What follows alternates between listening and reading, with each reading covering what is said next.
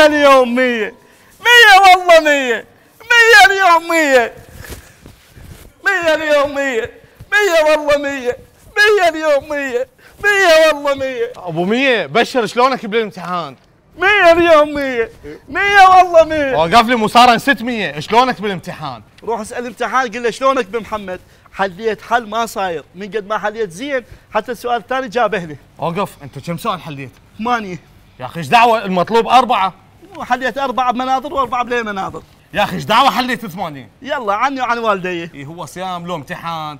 المهم تريد تقنعني كل اجوبتك صحيحه؟ روح ادخل للقاعه وشوف المراقب بعد الهسه واقف يصفق الهسه واقف يصفق يقول لي معقوله هاي القرعه هيك بها ذكاء. قلت له استاذ هاي بس حط لها رقم سري تصير قاصه بها كنز. المهم السؤال الاول شلون حليته؟ شنو كتبت؟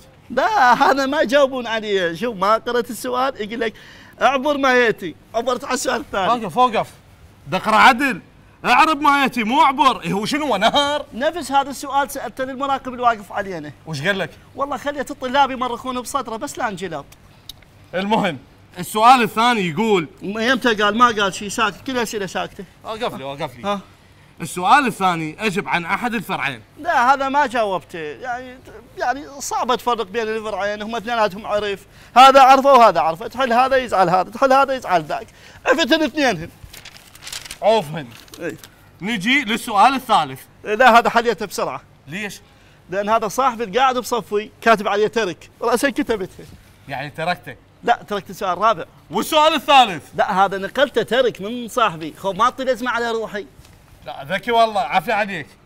نجي للسؤال الخامس. النقطة الأولى انطيني جملة بها ضمير متصل شنو كتبت؟ ما حد اتصل ولا لا ضمير خابرني ولا ضمير أنبني هيك كتبت.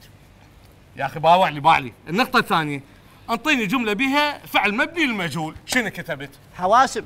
الحواسب ما معروفة شنو سالفتهم مجهولة يشيلوهم يخلوهم يملكوهم ما تدري مجهول.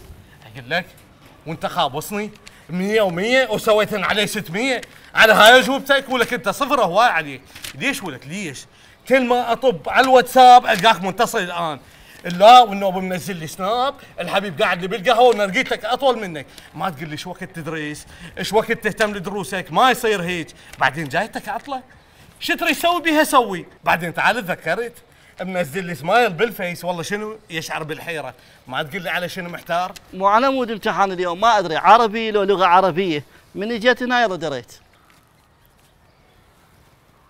صاحبي بس مضغوط